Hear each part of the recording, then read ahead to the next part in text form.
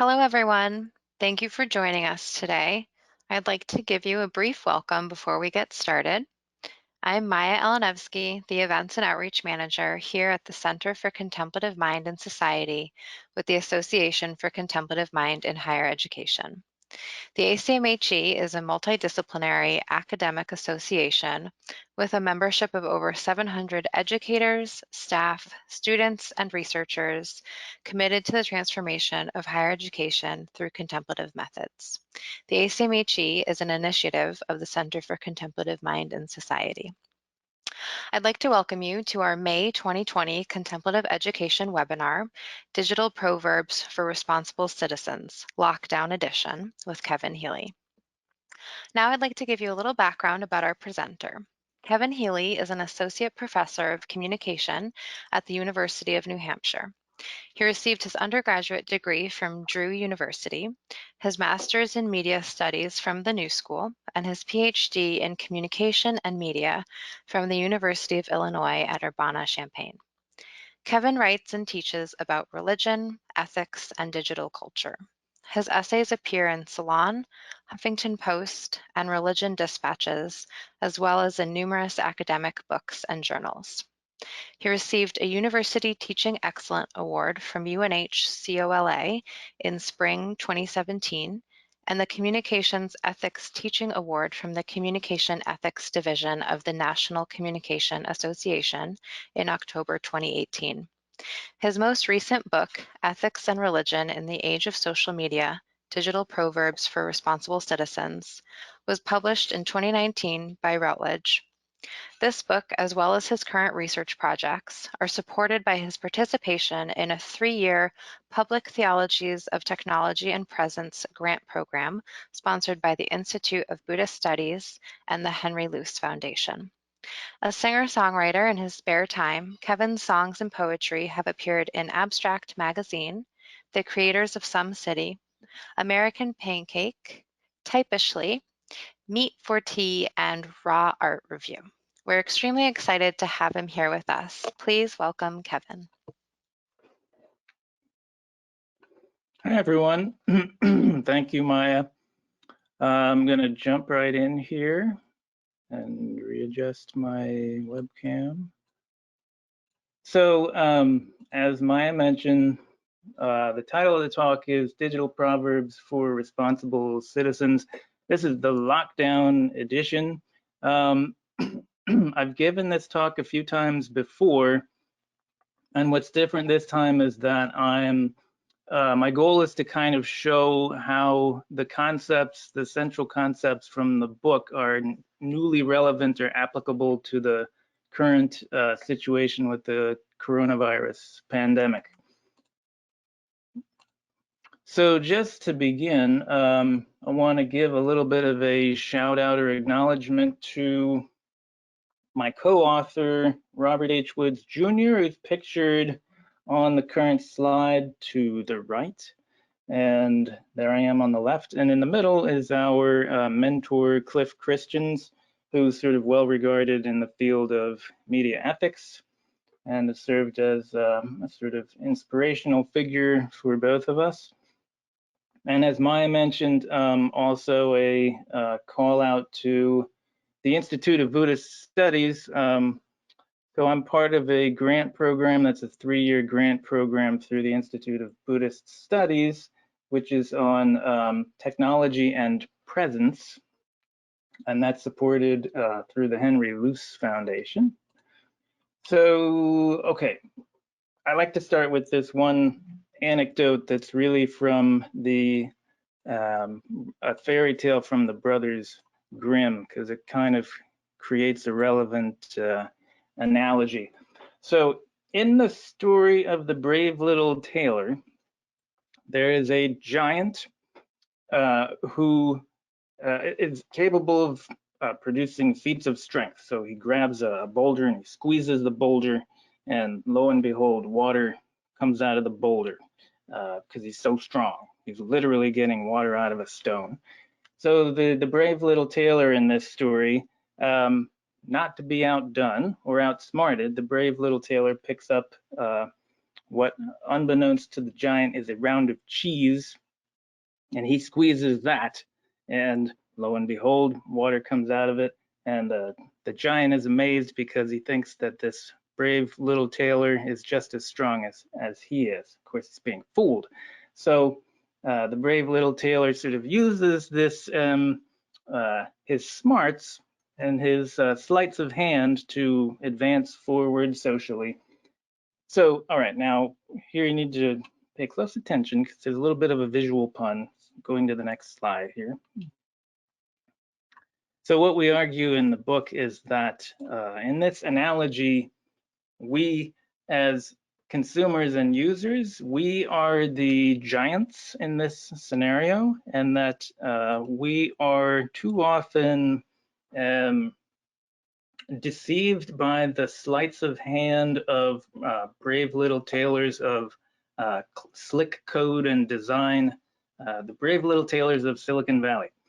So to extend the analogy, we're sort of led to believe that the devices that we hold and the platforms that run on those devices can deliver to us our highest virtues like wisdom and authenticity and integrity, as if you're squeezing water from a stone.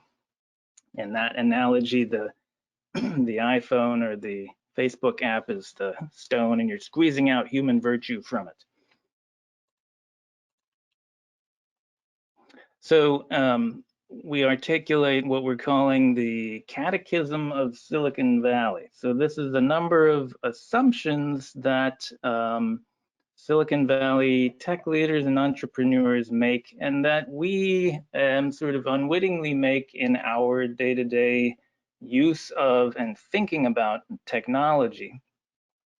So these are assumptions that are sort of rarely questioned, but that lead to a number of problematic consequences.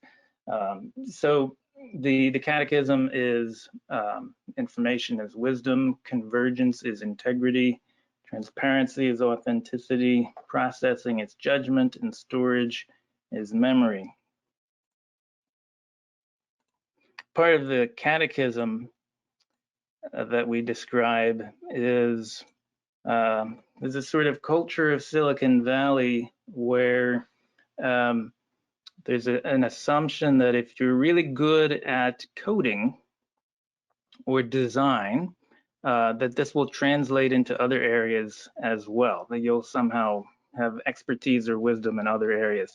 And so some of the CEOs and tech leaders in Silicon Valley have kind of positioned themselves as if they were psychoanalysts in relation to their users, and they make sort of sweeping pronouncements about what users need and what human nature is about and how technology can deliver what we really want to us in unprecedented ways.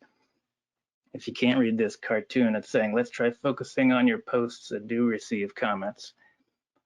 Another bit of a visual joke here, watch carefully. All right, so our argument is that, for example, a tech leader like Mark Zuckerberg will position himself as if he were a psychoanalyst in relation to users.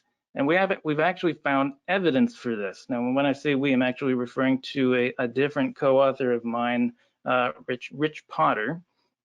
And what we did in one of our studies was we looked at a database called the Zuckerberg Files, which any scholar has access to through the University of Wisconsin.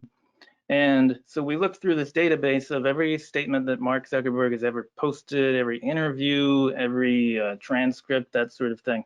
And we found patterns in support of this idea that he really does think of himself as someone who's providing a kind of therapy for users via the social media platform that he has developed. And he's made, again, sort of grand sweeping pronouncements. So one of his recent pronouncements was about how one of Facebook's missions is to create a kind of social infrastructure to support community building and that includes churches, he mentioned specifically, sports teams, and a number of other types of communities. And he says a healthy society needs these communities to support our personal, emotional, and spiritual needs. So that's sort of the grand picture. But let me give you an example of how the Catechism plays out specifically in the context of Facebook. So I want to give you some examples that we use in the book before we get to the COVID-19, the coronavirus pandemic context. So one of the assumptions in the Catechism is the idea that transparency is equivalent to authenticity. So some of the statements that we found in the Zuckerberg files in support of this idea or assumption from Mark Zuckerberg himself, but also from Sheryl Sandberg. Sheryl Sandberg of Facebook has said, the social web can't exist until you are your real self online. Mark Zuckerberg has said in describing your social graph or your social news feed that it is your whole life. There's a kind of assumption that if you want to live authentically, to live an authentic life, best way to do that is to use the social networking platform known as Facebook. Put everything on there that you could possibly put. The more that you put on there, the more you will sort of qualify as someone who's living authentically.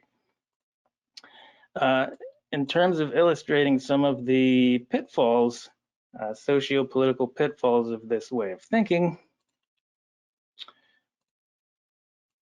I think President Trump's Twitter usage is an example of how this aspect of the Catechism can go wrong. There's a kind of assumption that, again, the assumption is that the more you share in a kind of unfiltered way, the more authentic you're being. So I think Trump is regarded as being an authentic figure, as sort of somehow epitomizing authenticity, precisely because he says whatever the heck he's thinking and he does not have any interest in putting a filter in place. So that's how he sort of gains some of his political and social capital. The problem with this is that it runs counter to, now if you talk to people who actually do psychoanalysis, psychotherapy, and who study developmental psychology, even sociologists will tell you, social psychologists will tell you, authenticity is much more than simply a process or an act of revealing whatever happens to be in your mind at the moment, sort of going with your gut. It's much more than that. What social media platforms tend to do is to amplify the part of our personality that has to do with anger and fear and anxiety. So that works really well for someone who has a kind of leadership style like Donald Trump. But authenticity understood more in a more nuanced way, sort of more robustly, I like to explain it, and we explain it in the book, by making an analogy to an acorn. So if you ask, as we do, we ask our students, what is the authentic nature of an acorn? Like, what is the true nature of an acorn? Well, the true nature of an acorn doesn't even look like an acorn. It looks like a tree. But to get from being an acorn to being a tree, there's a lot that's involved in that, and the tree needs a lot. And actually, there's studies showing that trees communicate with other trees, and even with networks of mushrooms underground to survive and to thrive, to become what they're capable of becoming. Authenticity in this more robust understanding, more nuanced understanding, is a process of becoming over time. It is relational. That is much more difficult to achieve or to amplify. That version of authenticity is harder to amplify through social media than the leadership style that we see under President Trump. let's see. Oh, now I may have just been showing you that and didn't show you this, so I'm just going to make sure you're able to see this. This is an illustration of the point that I was just making. I think I may have skipped over that or failed to show it inadvertently. So this is an illustration which you can get online if you're looking for it, of the idea that flat notions of authenticity, or more simplistic notions of authenticity, would see an acorn as you know, engaging in a social protest saying make trees acorns again and acorn power. And if you're wondering whether I'm implying that that's you can map that out against certain social protests, yes you can. All right. So again, on just a second example that we use in the book that precedes the coronavirus pandemic. So another aspect of the Catechism is the idea that convergence is integrity. So let's take a moment to think about how that plays out. So the idea that convergence is integrity is the idea that as our devices that used to be separate come converged into one apparatus, or increasingly one type of platform, that somehow this is going to allow the different aspects of our lives to come together as well in a kind of seamless whole. This is not really how it tends to play out. Mark Zuckerberg has said, and has gotten into some trouble for saying, you have one identity, and having two identities for yourself is an example of a lack of integrity. So again, he's making kind of sweeping pronouncements as if he were a psychoanalyst. So what does that look like, or how does that play out on the ground? Well, this idea that if you have two identities, that's an example of a lack of integrity. This came as a surprise to a number of people, especially in the LGBTQ plus community, including, for example, one of my college roommates, Michael Barrett Jones, who gave me his permission to use his picture and likeness ongoingly in my talks. So on the left is Michael Barrett Jones, and on the right is Witty Repartee, which is his drag persona. So he and a number of his friends in the drag community would set up two profiles. And so they were confronted with a situation where there's a policy in place saying, coming sort of down from on high, Mark Zuckerberg, that if you have two profiles, that is an example of a lack of integrity. This is clearly, in the situation with my roommate, for example, is clearly something that Mark Zuckerberg did not anticipate. And the fact that he didn't anticipate that is in part a measure of his social privilege. Let me just consult my notes for a second to make sure that I have.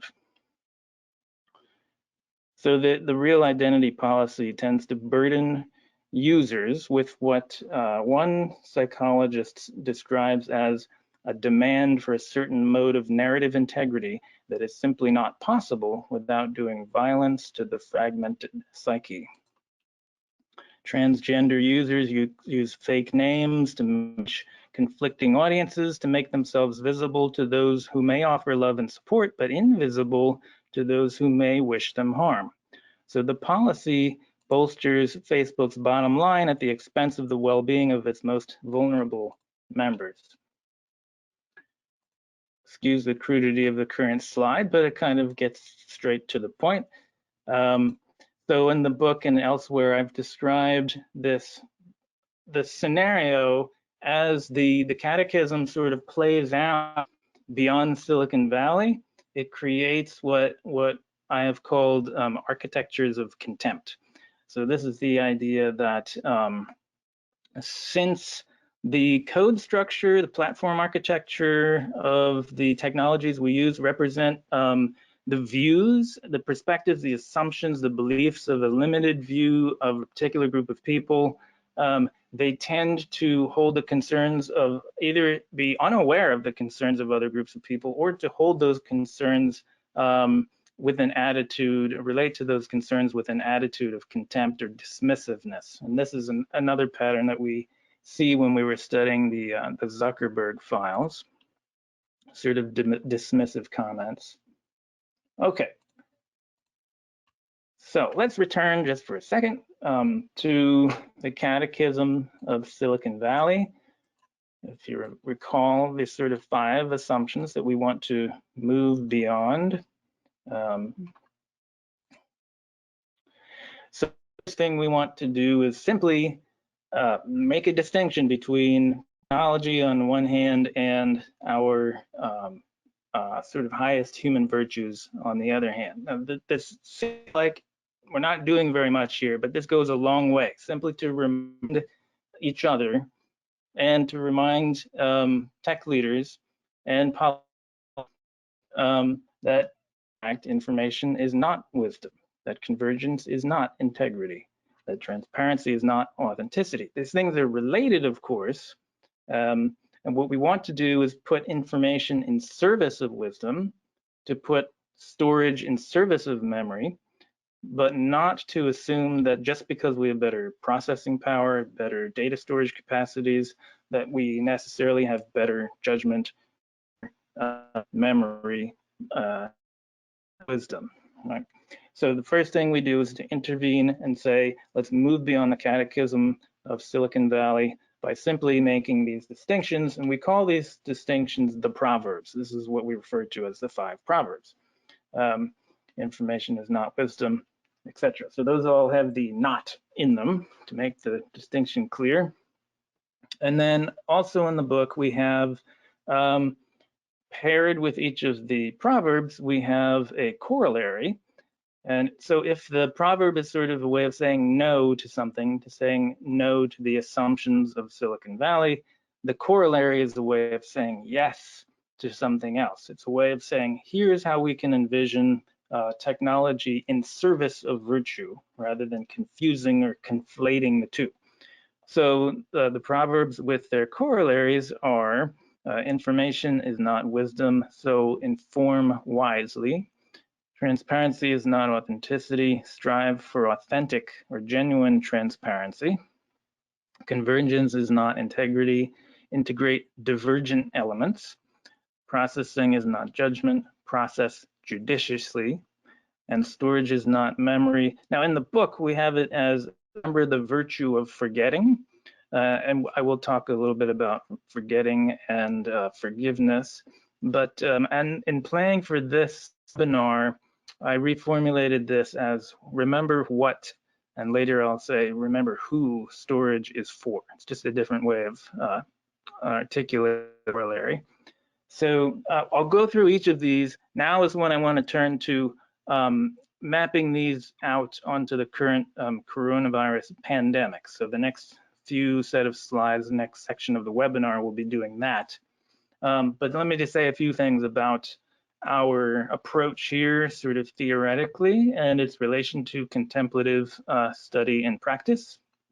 So in the introduction to the book, one of the frameworks that we draw from is from a book called The Prophet and the Bodhisattva by Charles Strain.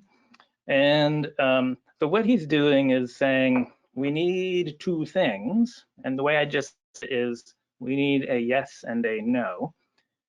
The language that he uses is, we need a prophetic voice, a voice that exercises prophetic imagination. We also draw from the theologian Walter Brueggemann to describe the prophetic voice. And the prophetic voice is the one that is more likely to say no to something on behalf of perceived social injustice. Say, no, that is wrong. What is happening is wrong. It must not be that way. There is something better. And then, so the complement to the prophetic imagination is, Charles Strain talks about it as the bodhisattva. So we frame this as where contemplative practices are helpful. In other words, what is it that we are saying yes to? We need to not only stand up and say no, but we also need to say yes to something. Now, I mean, I'm simplifying things. It's clearly not that, the prophet and the bodhisattva, one does one and the other does the other thing. It's not that clear cut, but I'm simplifying it for the sake of the theoretical framework here. We have complementary things going on. You've got a no and a yes. Another way of thinking about it is that you want to, if part of our job is to kind of break out of habitual ways of thinking that are given to us through the Silicon Valley Catechism, and that are encoded into our devices and that sort of persuade us technologically to think certain ways, we need contemplative practices to kind of break out of those habitual modes of thought. But then that's not enough. So it's not enough to just break out of that way of thought. It's not enough to just kind of reduce your stress or to enjoy a moment of peace if you're not getting at the structural causes of the stress in the first place. So you need to take action, and that's where the corollaries complement with the Proverbs. Okay, so that's the theoretical part of that. Let's get a little bit back into more of the concrete examples of how these things play out, how they've been playing out in the coronavirus pandemic situation. I'm going to take a sip of coffee. So if we go to the first proverb and its corollary, information is not wisdom, therefore inform wisely. A good example that I came across through one of my student papers. So the students in my media and ethics seminar this semester were reading our book, and then in the last half of the semester, part of their job was to take the Proverbs and corollaries and map them onto the situation with the coronavirus pandemic.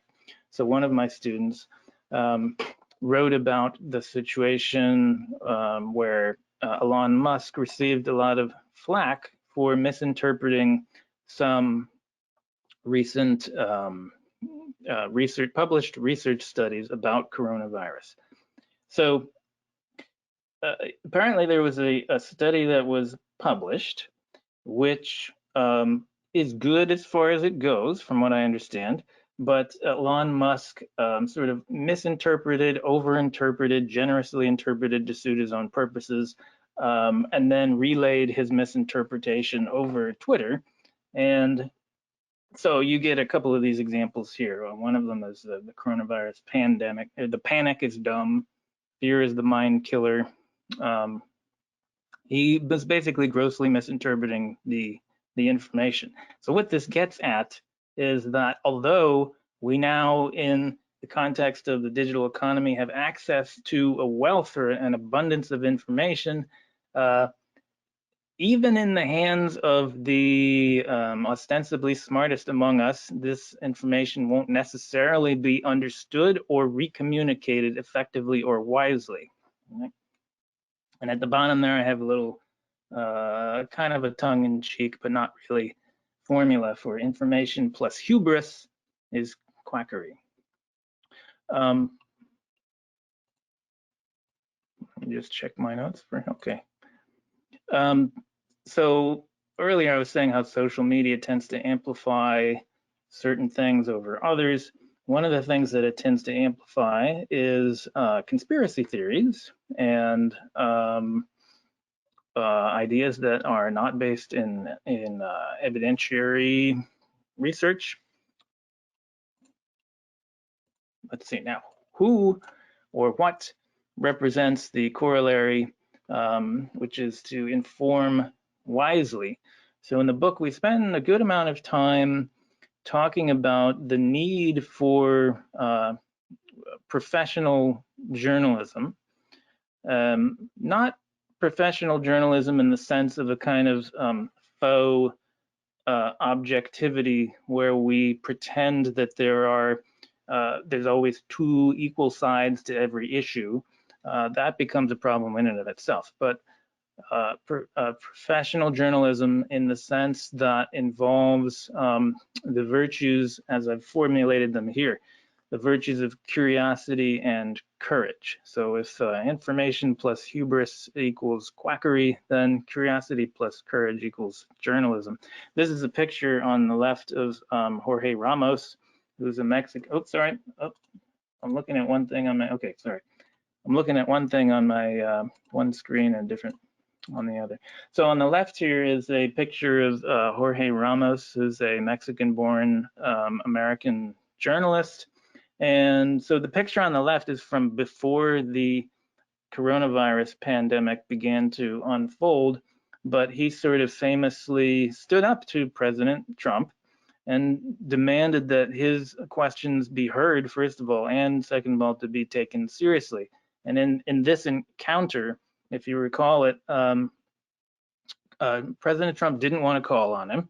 He stood up and insisted that his questions be heard. I assume on the premise that if he didn't ask the question, nobody else in the room was going to, and it's an important question for journalists. Basically, are standing in place of the people that they're representing, who are their viewers, right? That's their civic duty.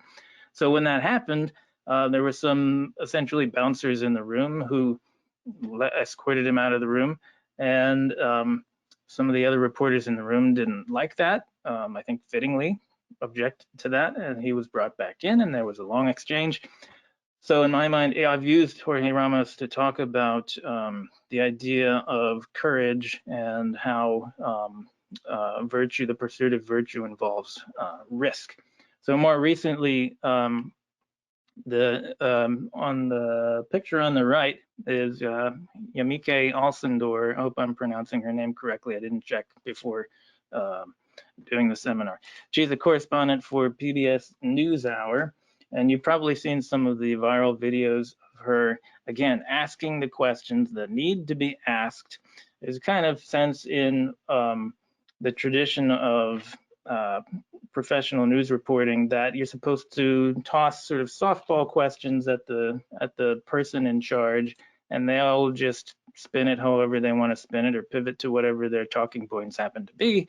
And of course, the journalists that we give Pulitzer Prizes to are the ones who don't do that, who don't play that game, who insist on asking the tough questions. So part of the idea here is that, okay, information is not tantamount to wisdom. We therefore need to inform wisely.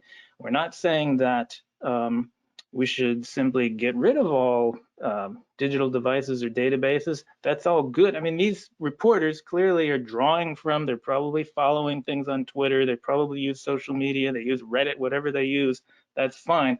They use information in service of wisdom. What they're doing on a collective level is they're providing what we call civic mindfulness. So this is the collective counterpart to individual contemplative practice. What they're doing is essentially creating drawing public attention in the current moment to what matters in a way that's not just objective in a simplistic way, but in a way that is well informed and motivated by a commitment to the public good. Okay. Let's move on to because I do want to go through each of the 5 proverbs and their corollaries and see how they're playing out now.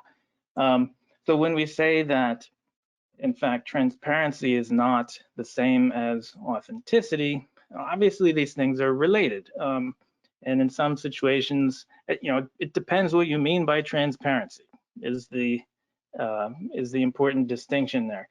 So unfortunately, the way transparency is often sold to us as consumers and individuals and users, usually goes something like this. Okay, I am Facebook, or I am Amazon, or Instagram, Google. I'm one of these oligopoly or near monopoly platforms, and I'm going to be entirely transparent with you about how you are going to give up almost all of your data to me, and I'm going to sell it or sell access to it directly or indirectly to advertisers.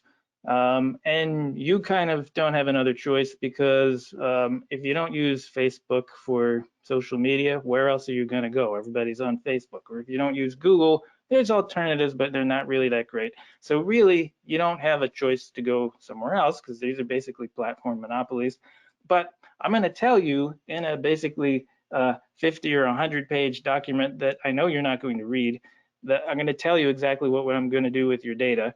And ostensibly, I'm going to give you the opportunity to opt out of it, but really you don't have a choice of other platforms because it's a monopoly. So just sign the thing and start using it and get the benefits and don't worry about it. That's what usually passes for transparency. That's not, so when we say strive for authentic transparency, a different way of putting that is authentic transparency has an element of being mutual and consensual. So this would, if you put those requirements on the user end policies or privacy policies of many of these big tech companies, it would look quite different. In fact, part of the one of the key strategies that I want to highlight in this webinar is the idea of a platform cooperativism or platform cooperativism or platform cooperatives and worker cooperatives. So if what we're doing is striving for authentic transparency, where we describe that as being mutual and consensual, we have alternate models of doing digital media that are starting to show how that is possible. In the picture that you're looking at here, this is Ela Kegel, who's a digital strategist from a company based in Berlin. She's part of the R-Chain Europe Cooperative. And so she represents this movement called platform cooperativism that believes digital platforms should be democratic and cooperatively owned by the people who use them. So imagine a version of Uber or Lyft that is owned by the people who are using them and the drivers themselves. So it would be a totally different way of thinking about that kind of platform. So rather than turning to a monopolistic tech company like Amazon or Facebook, she and others who are doing this work are sharing alternative scalable models that increase social coordination that protect users' rights in a more cooperative digital space. So, I mean, this webinar being a case in point, and probably all of you are doing a lot of Zooming now. The pandemic has forced a lot of our lives online more so than before, so it's heightened our concerns about data privacy and all of that. And so this is a moment when it makes sense to have a conversation about platform cooperatives. If you read, I recommend reading a book by Douglas Rushkoff that I'm assigning my students this semester called Throwing Rocks at the Google Bus, in which he discusses platform cooperatives. And as we're on this proverb, he notes that platform cooperatives are designed for what he calls radical transparency. So rather than just revealing their business operations, they actually strive for genuine transparency because the relationship between the participants is mutual and consensual. So the platforms are owned by people who are working and participating in them. So there isn't some sort of black box where the inner workings are hidden. And cooperatives also have the benefit of providing what economists call economic dignity, which is really a different way of measuring economic success other than merely growth or GDP. Okay, I'm trying to move somewhat quickly, make sure we can cover all of these. So here's another way that the Catechism, the assumptions of Silicon Valley are really kind of playing out right now in unprecedented ways that are really palpable and perceptible to all of us who are experiencing the lockdown. So if you recall, the Catechism says that convergence is tantamount to integrity.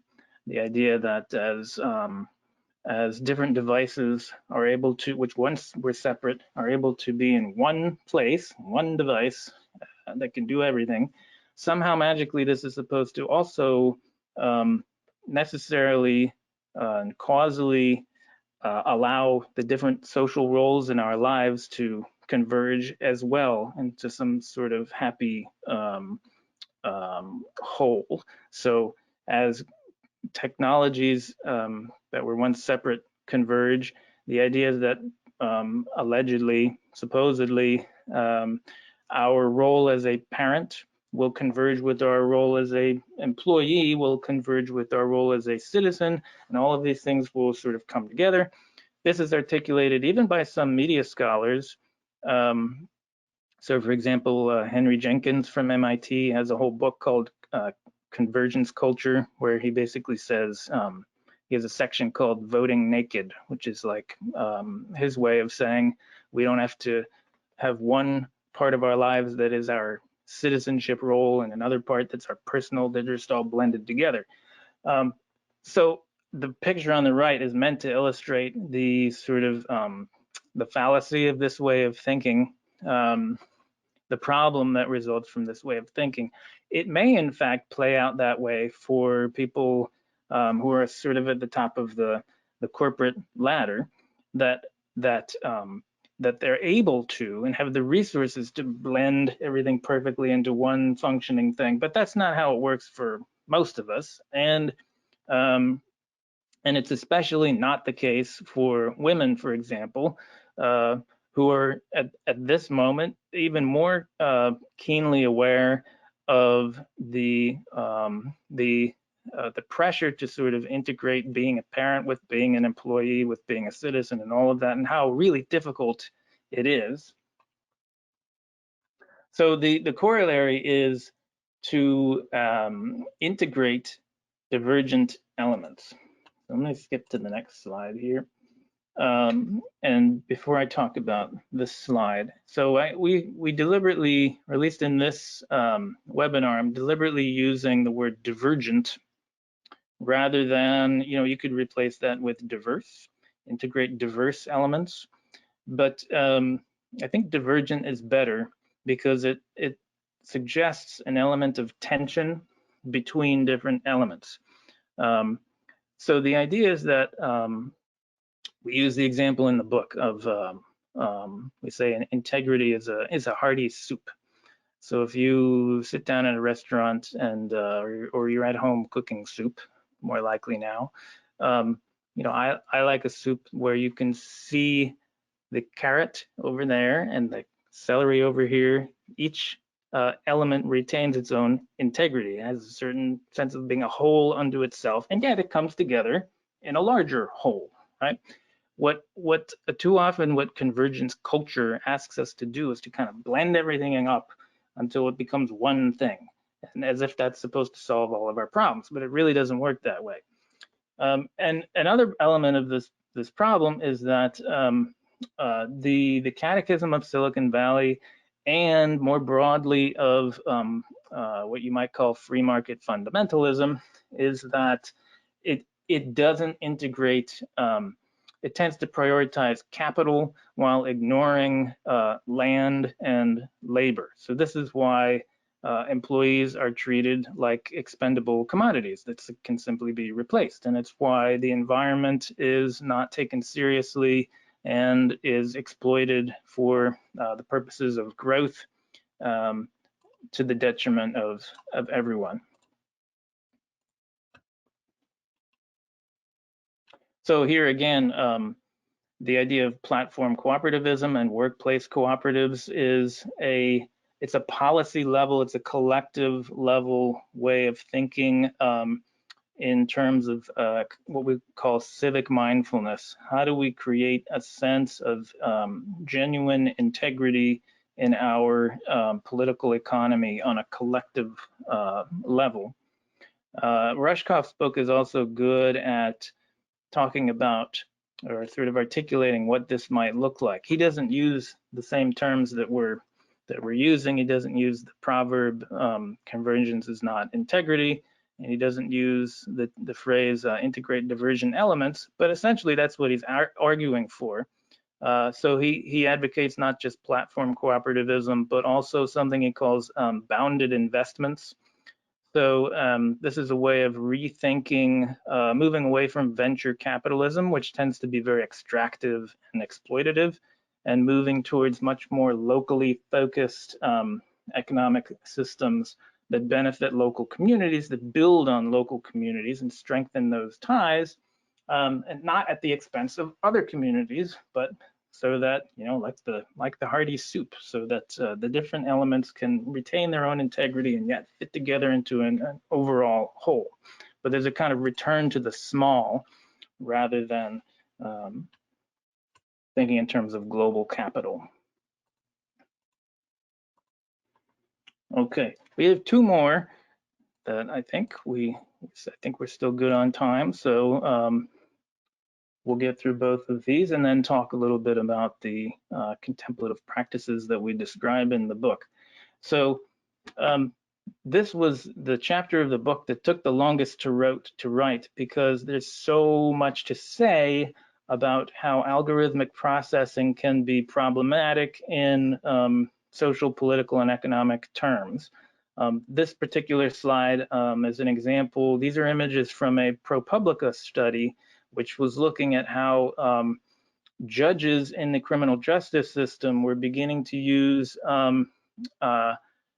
commercially provided algorithmic processing systems to try to determine recidivism rates. And this would inform their decisions about probation and probationary periods, whether and how long, that sort of thing. And these algorithms would supply judges in criminal courts with algorithmically determined risk numbers or scores. And what this ProPublica report is showing is that these scores were racially inequitable in the most in really obvious ways when you stop to look at them. So on the picture on the left here, the man on the left, the white man on the left, got a much lower risk score, despite the fact that he had a much more problematic criminal record than the man on the right. And there's stories that are really worth reading. I mean, this is a good ProPublica piece that's worth revisiting. And it underscores how even before the pandemic situation, there were clearly racial and gender disparities, socioeconomic disparities that arise from the assumption that algorithmic processing can replace human judgment. I mean, it's particularly ironic with regard to the example of judges, since their title as judge is to presumably exercise human judgment. But some of the judges who were interviewed for this report were saying that they did start to rely much too heavily on these algorithms rather than using their own expertise and experience. So now, when we think about the current situation, so we already know that there was a problem with algorithmic processing, and a number of Congress people have raised questions about this. And the problem as it's manifesting in the current moment has to do with data processing to do contact tracing. And some similar issues are starting to play out. So the CDC is working on a proposal to scale up testing and contact tracing. And of course, tech companies like Apple and Google, they want to help individuals take contact tracing into their own hands. So it's sort of positioned as an empowering gesture for individuals and the general public. But so a number of authors that have consulted for this webinar, this is Margaret Bordeaux, Mary Gray, and Barbara Gross, argue that cell phone data, while it might be helpful, it's really only a partial solution because, for a number of other reasons, but because it will miss the millions of Americans who don't have their own cell phones, or who live in rural parts of the country with limited cellular or internet access. And to succeed, contact tracing programs require that people trust the entity to whom they're reporting, and trust is built on empathy and patience. So contact tracing hinges on deeply human exchanges, and there's really no app for that. So again, the idea is that it's not that we want to get rid of data processing, but we want to make sure that data processing exists in service of human judgment. So I'm getting the 10-minute warning. So I'm going to skip the storage is not memory part, and trust that you can follow up on that, or we can provide some links to you for that. And let me just make one concluding remark about how we structure things in the book. And you may have gotten the idea about this. Again, to reiterate from an earlier part of the webinar, so what we do in the book for each of the Proverbs is we say, first, we need a personal practice or a pedagogical strategy to break us out of habitual modes of thinking. And sometimes this looks really simple, like having my students use a typewriter. If you've watched the documentary California Typewriter, there's songwriters who talk about how they use a typewriter because it only does one thing. It doesn't try to do everything, so it protects the integrity of the process of writing.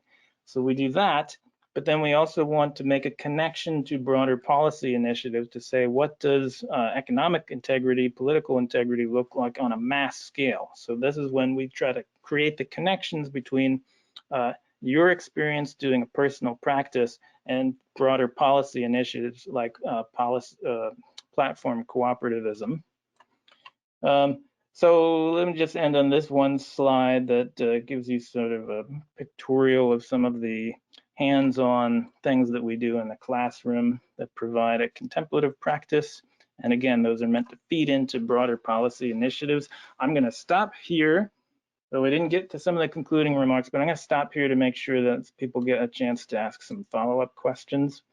So I'll ask Maya to come back on and see if we received any questions or.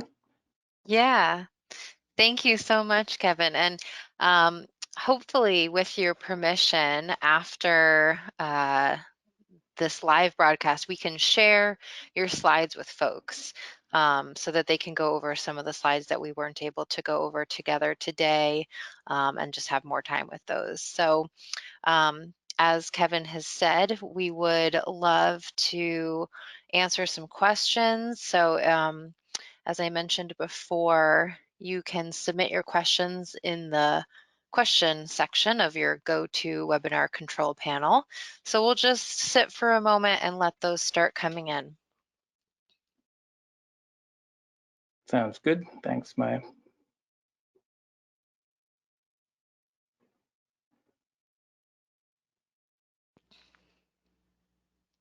I'll just say, while questions are coming in, one of the things I'm working on now is building on an exercise I've been doing for a few semesters now, where I lead the students into the college woods and use really close interaction with the natural environment as a way of rethinking our relationship to space and connecting the hyper-local to the global. And we create a series of exercises where we use mindful walking through the woods and contemplative photography to reposition ourselves in relation to our consumption of global news events. So that's something I'm working on now. And I'll put up this slide. So if you're interested, you can take a tour, a digital story mapping tour of that particular exercise. You can follow that ArcGIS link at the bottom. Awesome, thank you. So questions are coming in. One of the first ones that we received is that they would love to hear more about the pedagogical practices that you advocate. Right. I mean, I can say a little bit more about this one that I really like.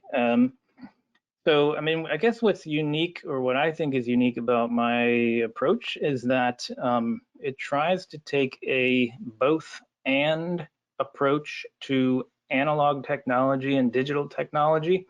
I want to be very clear with students that I'm never asking them to completely reject digital technology or be a Luddite. I'm not trying to lead people into sort of new cult of Ludditism.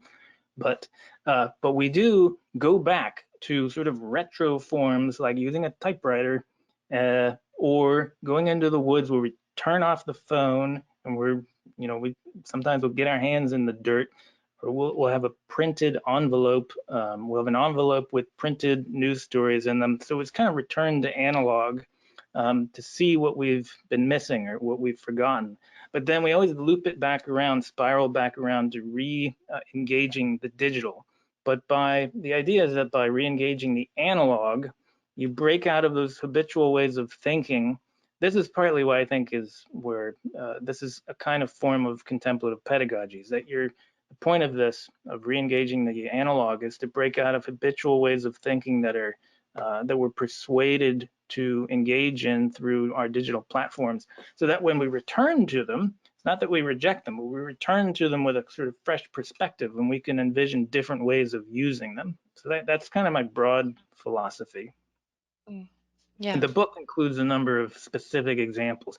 Another example or type of exercise I like to do is found poetry or blackout poetry, where students might write a blog entry or they'll read an assigned reading, but I'll print it out, I'll bring it into the classroom, and they will read it closely, and they'll find a poem within a book that they're reading, an article that they're reading, or even a blog post that one of their peers wrote. So you can imagine the experience. It's very sort of emotionally satisfying experience of someone finds a poem in your blog post and then gives it to you sort of as a gift. And this is all, it's on printed piece of paper with colored markers. It's a way of just getting really tactile and embodied about it, just kind of stir our thinking in different directions. Great, thank you for sharing those. Yeah, the next question is, you said trust is built on empathy and patience. How are you finding that translates to the online learning space? And how are you able to build authenticity and trust in quote unquote classroom spaces?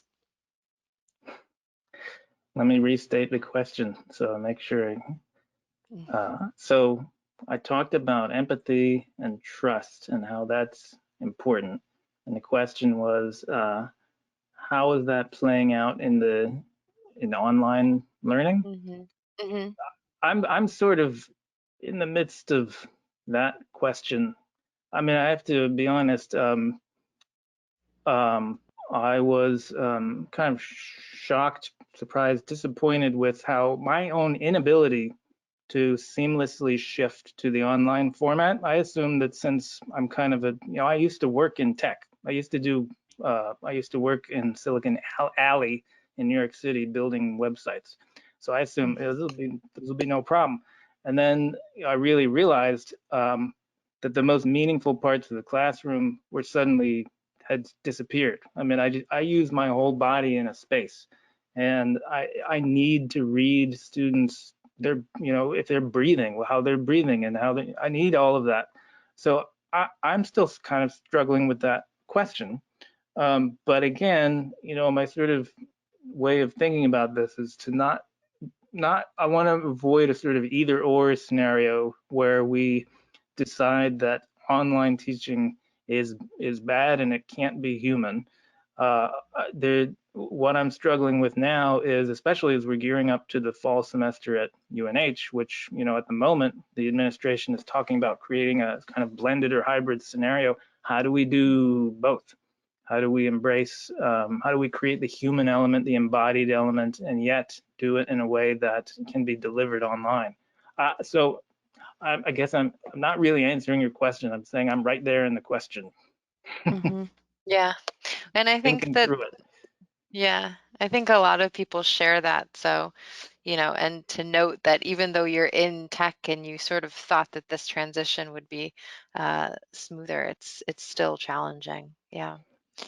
Um, the actually the person just submitted a quick follow-up. So they were interested to hear that, but they're also curious about the trust building.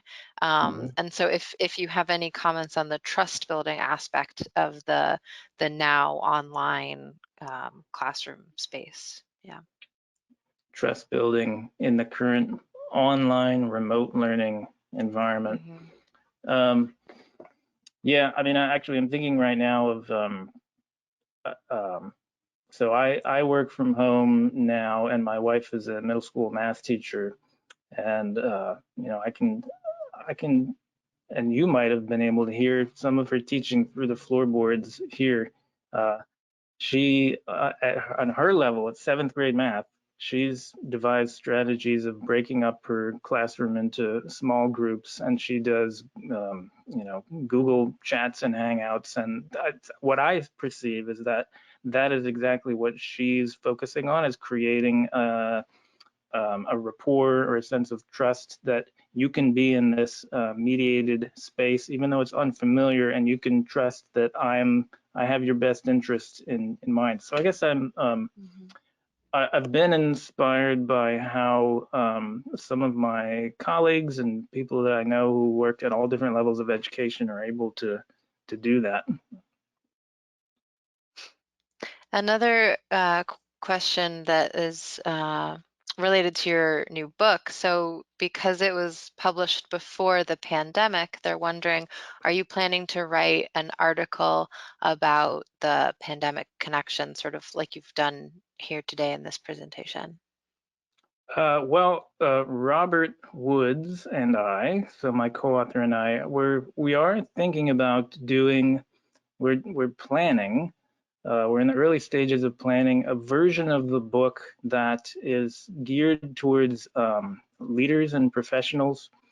And we may, in fact, focus specifically and use case studies from the coronavirus pandemic. So the idea is that we would, some of the people that I've quoted in this presentation, we would go to them and feature them in a special version of the book that's saying, like, okay, here's our colleague Jason Snyder, who works as a tech executive. Here's what he's doing in response to the coronavirus as a tech executive in a way that embodies both the proverb and one of its corollaries. So I guess the short answer is yes, but it's a long-term project. Mm-hmm. Although you could, I mean, you get a sort of idea that you can follow, like our page on Facebook, Digital Proverbs. And we also, if you go to digitalproverbs.com, that's a WordPress page where you can, if we come across stories that are of the type that I've been discussing here, where it's sort of examples of people doing innovative work on the ground to try to rethink the digital economy in response to the coronavirus, we're posting those and adding some comments to them and trying to draw those connections. Great. We'll have to share that link for folks in our follow-up email. So I think, although I know more questions are coming in, because we are already over time, I think that's where we'll end things for today. So I just want to thank you again, Kevin, for sharing your work with us, and for everyone who joined us today. Like I just mentioned, this webinar has been recorded and it will be made available on the website soon. Our webinars are made possible by your support, and we invite you to make a donation using the link that I am going to send out to you all right now. And check out our extensive webinar archive at contemplativemind.org. We are coming up with new and exciting programming, including retreats and workshops. So visit our website, contemplativemind.org, to find out more information about all of those. Thank you again, Kevin, and thank you Maya. everyone for joining us. Be well.